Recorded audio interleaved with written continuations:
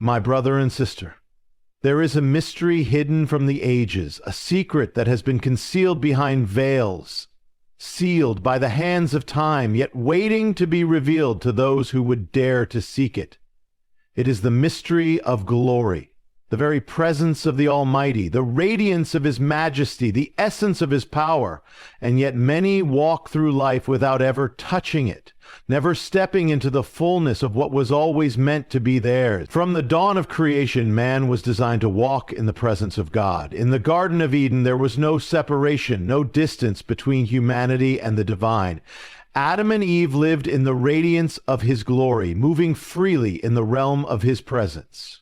There was no barrier, no division, no veil, but something happened. Sin entered, and in that moment, a separation was formed. The man and the woman who once walked in the presence of God now hid from Him. This separation became the story of humanity. No longer could man simply stand before the Holy One. Something had shifted in the spiritual realm. The presence of God became something distant, something beyond reach. It was not that God had moved away, it was that man had veiled himself in the consequences of his fall. Throughout the scriptures, we see the concept of the veil appearing over and over again. When God called Moses to lead His people, He gave instructions to construct a tabernacle, a sacred dwelling place. Inside the tabernacle was a chamber called the Holy of Holies. It was the place where the Ark of the Covenant was kept, the place where God's glory dwelled. And between the people and the Holy of Holies there was a veil. This was no ordinary curtain. It was thick, heavy, woven with intricate craftsmanship. It stood as a physical and spiritual boundary, a reminder that sinful man could not enter the presence of a holy God without atonement. Only once a year on Yom Kippur, the Day of Atonement, was the high priest permitted to pass beyond the veil. He would enter trembling, carrying the blood of a sacrifice, making atonement for the sins of the people. The message was clear.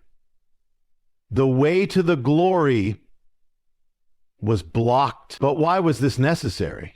Why would God establish such a separation? The veil was both a barrier and a prophecy. It symbolized the reality that sin had created a chasm between man and God. It was a visible sign of what had been lost in Eden.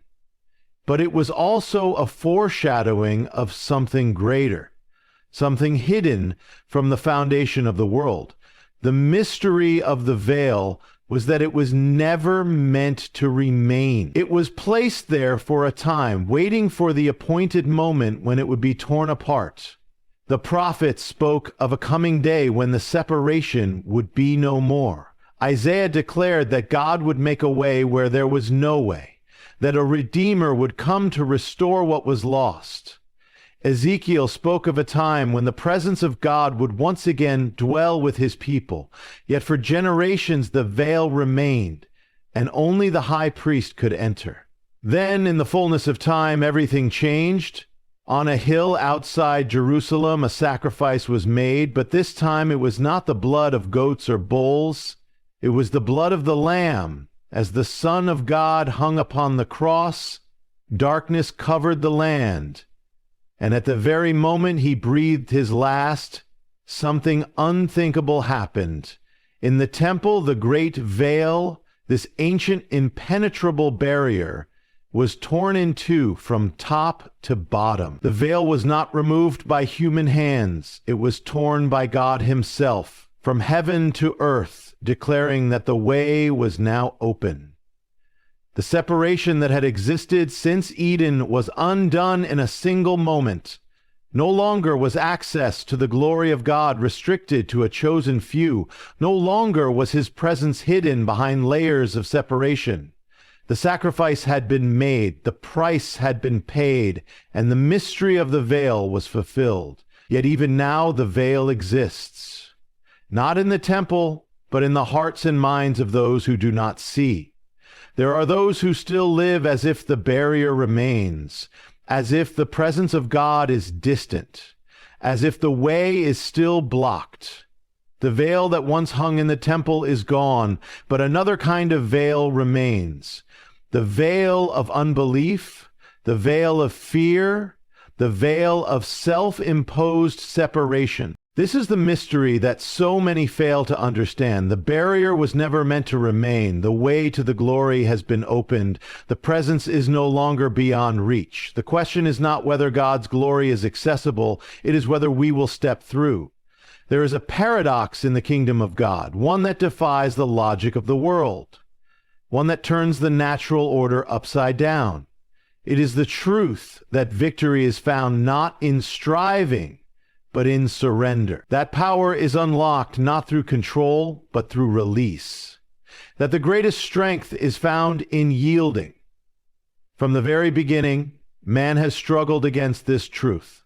In the garden, Adam and Eve were given everything: dominion, provision, fellowship with God himself. But something within them desired more. Something whispered to them that surrender was not enough, that they must take control, seize what was not yet given, grasp for knowledge that was not theirs to claim. And so, in their act of reaching, they lost what they had. What was once freely given became something they had to toil and struggle for. What was once open access to the presence of God became a life of wandering outside the gates. And yet God did not leave mankind in that state. Throughout history, he revealed a pattern, a secret hidden in plain sight. It was not the strong who prevailed, not the mighty who walked in his presence, but the surrender. Abraham, called from his homeland, was given a promise so great it defied imagination, yet he had to surrender everything: his home, his security, even his son upon the altar, before the fullness of that promise could be realized. He was not called to strive, but to trust. Moses, raised in the house of Pharaoh, had every worldly advantage, every opportunity to seize power. But it was not until he was broken in the wilderness, until he had released all claim to status and strength, that he was chosen to stand before God in the burning bush. He was not called to lead by his own ability, but by surrendering to the voice that spoke from the fire. Israel, chosen as God's people, was given laws, covenants, and miracles beyond comprehension. But again and again they resisted the call to surrender, grasping for their own way, clinging to their own desires, seeking their own strength. And so, again and again, they wandered. When they surrendered, they thrived. When they held on to their own will, they fell. And then came the ultimate revelation, the life that embodied the key of surrender itself, the Son of God, who had all authority, all power, all dominion, did not come to rule by force, but to yield. He did not seize a throne, but surrendered to a cross. He did not call down legions of angels, but chose instead to kneel in a garden and say, "Not my will, but yours be done." In that moment, he unlocked the greatest power the world has ever known. By surrendering, he overcame. By yielding, he triumphed. The grave was not conquered by human might, but by divine surrender. And yet, even now, the struggle continues in the hearts of men. The call of surrender is one that defies the instincts of the flesh. The world teaches that to succeed, one must fight, must take, must assert control, but the kingdom of God operates on a different principle. The more you hold on, the more you lose. The more you release, the more you receive. It is why Jesus said, "Whoever seeks to save his life will lose it, but whoever loses his life for my sake will find it." It is why he taught that the last will be first, that the humble will be exalted, that the meek will inherit the earth. To surrender is not to be weak, it is to step into the greatest strength that exists, the strength of God himself. It is to move beyond human striving and into divine purpose. It is to let go of what is temporary in order to receive what is eternal. It is to yield not to defeat, but to victory. And yet so many hesitate at the threshold of surrender. They stand at the edge, unwilling to let go, afraid of what will happen if they do. But the mystery remains. The only way to truly live is to lay everything down. The only way to step into the fullness of God's purpose is to release control. The key has been given. The choice remains. From the beginning of time, God has operated through covenant. It is the divine pattern, the sacred agreement, the binding relationship between the Creator and His creation. Covenant is not a contract. It is something far deeper, something woven into the fabric of spiritual reality. A contract is based on terms and conditions, on what one party can gain from another. But a covenant is based on relationship, on a bond that cannot be easily broken. When God created man, He formed him from the dust, breathed into him the breath of life, and placed him in the garden. This was not just an act of creation, it was an act of relationship. Adam and Eve were not merely inhabitants of the earth, they were in fellowship with God, walking with Him in the cool of the day. But when sin entered, the covenant was broken, and with it separation came. No longer could man stand in perfect union with the divine. No longer could he walk in the fullness of that relationship.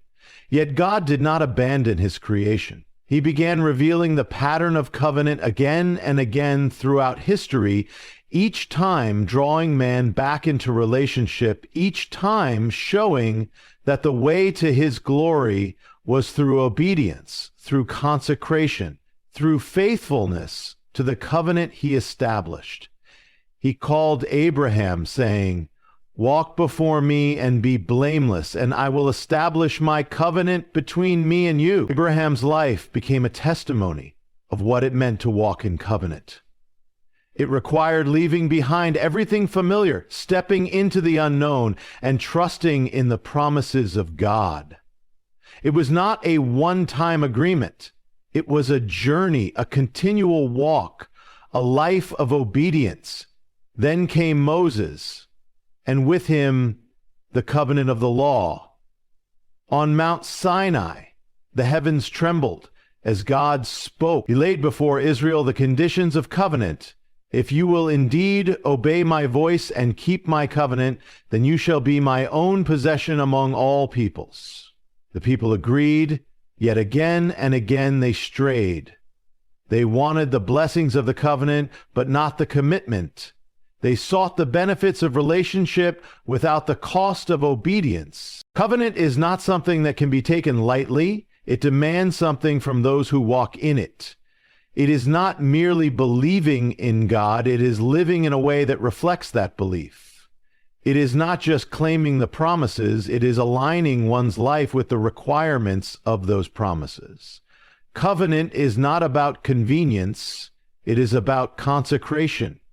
Throughout history, those who walked in covenant were those who experienced the presence and power of God. David, the shepherd boy who became king, understood this. He was not perfect, yet his heart remained tethered to the covenant of God. Even when he fell, he repented, he returned, he walked in the fear of the Lord. He knew that covenant was not just about rules, it was about relationship. It was about remaining in step with God, about dwelling in His presence. And then came the ultimate covenant, the new and everlasting covenant sealed not with the blood of bulls and goats, but with the blood of the Lamb. When Jesus lifted the cup and said, "This is my blood of the covenant, poured out for many for the forgiveness of sins," He was establishing something unshakable, something eternal. This was the fulfillment of every covenant that had come before. No longer would access to God be limited to the high priest entering once a year. No longer would the presence of God be confined to a temple made by human hands. The way had been opened, the covenant had been fulfilled. Yet the call remains. To walk in covenant is not just to receive it, it is to live it. It is to remain faithful to the one who has been faithful to us. It is to forsake all other allegiances and give ourselves fully to Him. It is to love Him with all our heart, soul, mind, and strength. It is to choose obedience over compromise, faith over fear, holiness over worldliness. It is not a moment, it is a walk, a daily abiding, a continual surrender. To walk in covenant is to walk in the power of his promises, to carry his presence, to live in the reality of his glory. It is to be set apart, to be marked by the divine, to move in step with the Spirit. It is to know that covenant is not just about what God gives to us, but about what we give to him. It is to understand that the blessings of the covenant are not for those who merely hear, but for those who walk, for those who abide, for those who remain. From the very beginning, the presence of God has been the defining reality of creation.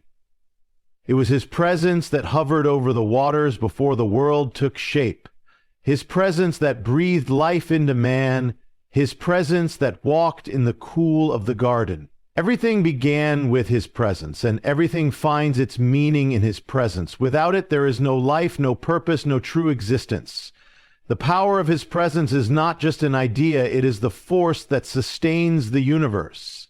It is the fire that burns without consuming, the voice that speaks from the whirlwind, the cloud that covers the mountain.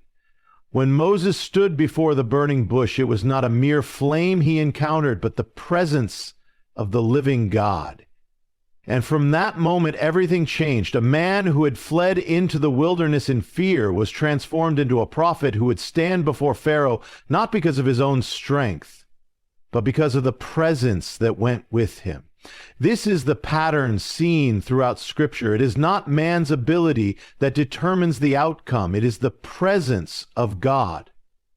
When Israel wandered through the desert, it was the pillar of cloud by day and the fire by night that guided them. When the Ark of the Covenant rested in the tabernacle, it was his presence that dwelled above the mercy seat. When the temple was dedicated, it was his glory that filled it like a cloud so thick that the priests could not even stand to minister. His presence changes everything, but his presence is not just about signs and wonders. It is not just about power. It is about relationship. When Moses pleaded with God on Mount Sinai, he did not ask for wealth, for armies, or for a king. He asked for one thing: if your presence does not go with us, do not send us up from here. He understood that without the presence of God, nothing else mattered. There is a vast difference between knowing about God and dwelling in his presence. The Israelites saw his works. They witnessed the parting of the sea, the manna from heaven, the miracles in the wilderness, yet their hearts remained distant. They feared the presence rather than seeking it. But Moses desired more. He longed to see God's glory, to go beyond the signs, beyond the miracles, into the depths of intimacy with the divine. And because of that desire, he was given what few had seen, an encounter with the very presence of God. The power of his presence is not confined to history. It is not locked away in ancient stories. It is as real today as it was then. The same presence that shook Mount Sinai, that filled the Holy of Holies, that raised the dead, is the same presence that moves among his people now. It is the same presence that fell upon the disciples in the upper room, that turned fearful men into bold proclaimers of truth, that filled ordinary vessels with extraordinary power. Yet there is a mystery. Though his presence is everywhere, not all experience it. Though he fills the heavens and the earth, not all walk in the reality of it. There is a difference between God being present and God being manifested.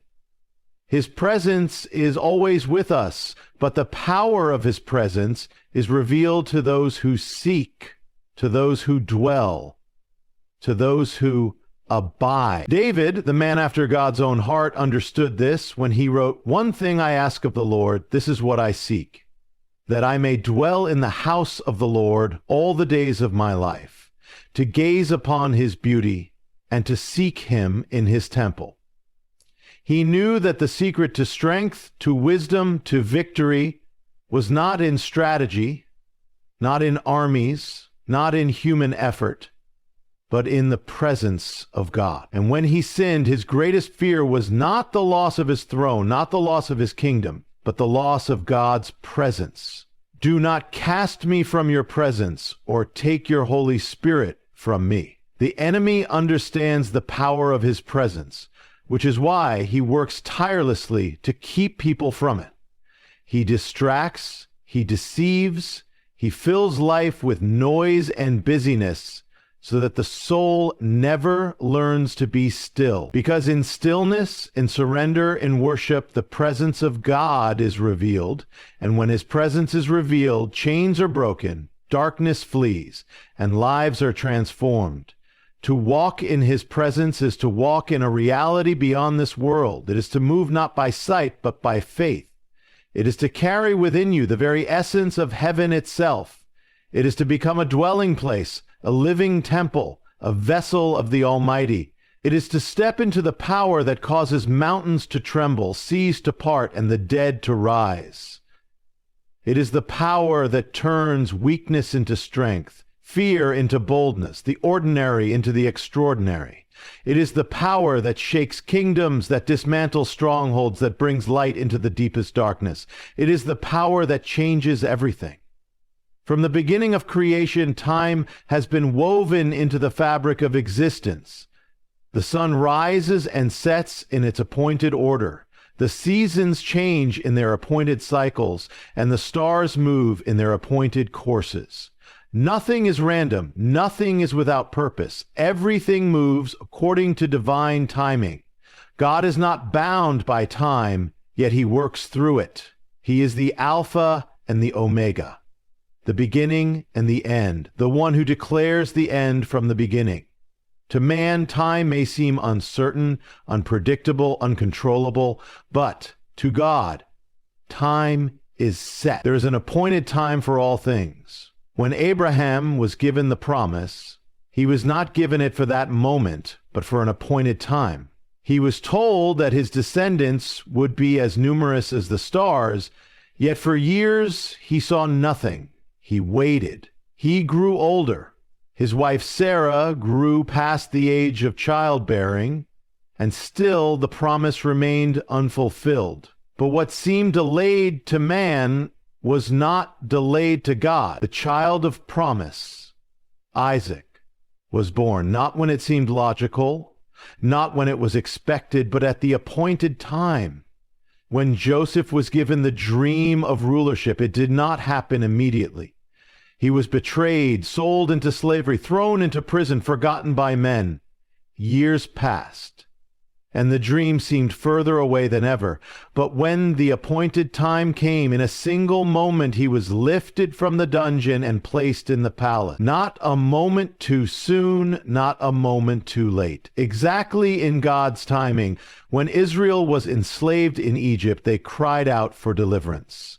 Years passed, generations suffered, but God had already set a time. He had spoken to Abraham long before, saying that his descendants would be in bondage for 400 years, and at the appointed time they would be set free. When the moment arrived, no power in Egypt could stop it. Pharaoh's heart was hardened, but the plagues came. The armies resisted, but the sea parted. When the appointed time of deliverance had come, nothing could hold back the hand of God. When the prophets foretold the coming of the Messiah, centuries passed before the promise was fulfilled. Kingdoms rose and fell, generations were born and died, and the world waited. But when the fullness of time had come, when the appointed time arrived, Christ was born. Not in wealth, not in power, but in the humble manger in Bethlehem. And his ministry began not when men expected it, but when the heavens had declared the time. Again and again throughout his life it was said, his hour had not yet come. And when the time of his sacrifice arrived, it was not by the will of men, but by the appointed will of God. Everything moves according to his timing. The rise and fall of nations, the fulfillment of prophecy, the answers to prayers, all are governed by divine appointment. Man may grow impatient, wondering why the promise has not yet come, why the breakthrough has not yet appeared, why the door remains closed. But what seems like delay is not delay at all. It is preparation. It is the alignment of heaven and earth for the appointed moment. To understand the appointed time is to walk in faith, to trust when there is no evidence, to believe when there is no sign. It is to know that just as the farmer waits for the harvest, just as the seed takes root in the hidden soil before breaking forth into the open, so too does every promise of God come forth at its appointed time. There is a time for everything, a time to plant and a time to reap, a time to weep and a time to rejoice. The waiting is not in vain. The delay is not denial. The promise is sure. And when the appointed time comes, no force on earth or in hell can prevent it. The glory of God is not distant, nor is it reserved for a select few. It is his divine presence, his power, his reality made manifest. Access to his glory is unlocked through surrender, obedience, and covenant relationship. It requires seeking him beyond the surface, walking in his appointed timing, dwelling in his presence, and aligning with his will. His glory is not merely an experience, it is a transformation. When you walk in his ways, when you surrender to his purpose, when you seek him with all your heart, the veil is removed and his glory is revealed in your life.